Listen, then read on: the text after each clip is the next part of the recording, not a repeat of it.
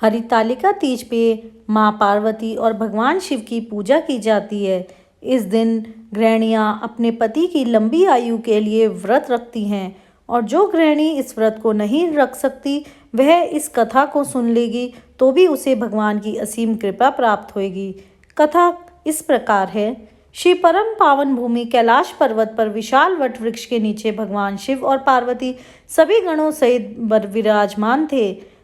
इस अवसर पर महारानी पार्वती ने भगवान शिव से दोनों हाथ जोड़कर प्रश्न किया कि हे महेश्वर, मेरे बड़े सौभाग्य हैं जो मैंने आप सरीखे पति को वरण किया है।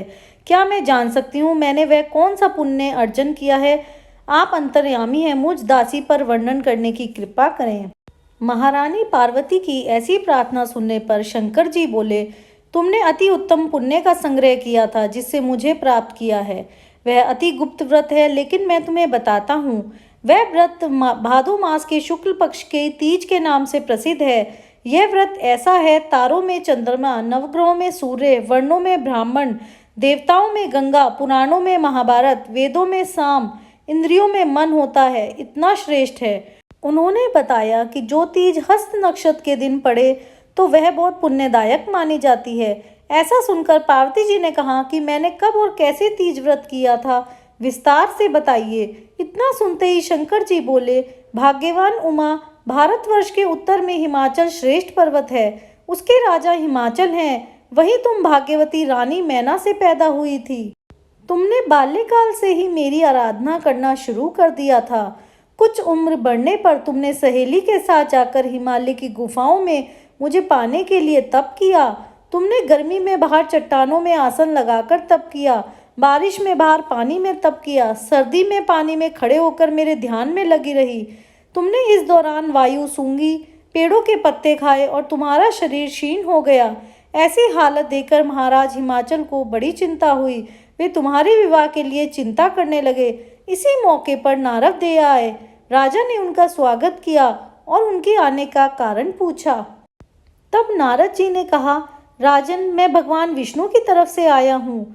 मैं चाहता हूँ कि आपकी सुंदर कन्या को योग्य वर प्राप्त हो। सो बैकुंठ निवासी भगवान विष्णु ने आपकी कन्या का वरण स्वीकार किया है। क्या आपको स्वीकार है? राजा हिमाचल ने कहा, महाराज, मेरा सौभाग्य है जो कि मेरी कन्या को विष्णु जी ने स्वीकार किया है।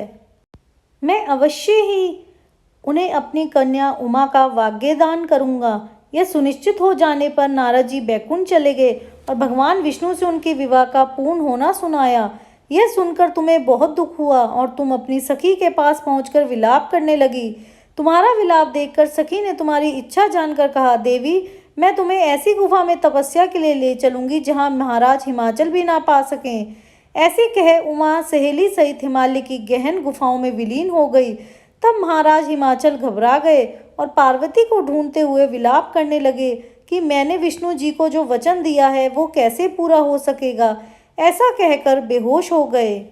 उस समय तुम अपनी सहेली के साथ ही गहन गुफा में बिना अन्न और जल के मेरे व्रत को आरंभ करके नदी की बालू का लिंग बनाकर विभिन्न फूलों से पूजा करने लगी। उस दिन भाद्र मास की तृतीया शुक्ल पक्ष हस्त नक्षत्र था। तुम्हारी पूजा के कारण मेरा सिंहासन हिल उठा और मैंने जाकर तुम्हें दर्शन दिए।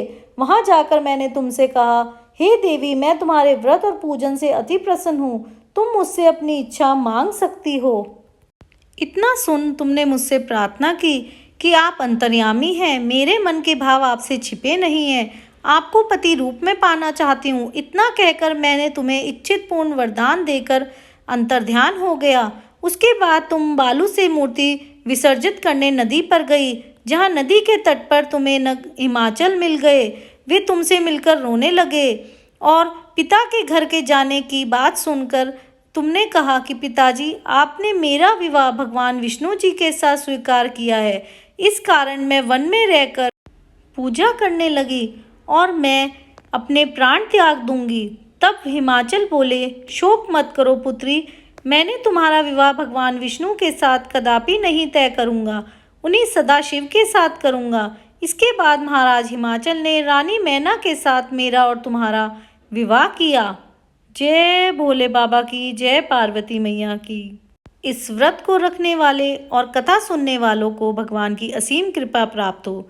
वीडियो अच्छी लगी हो सब्सक्राइब, लाइक, शेयर।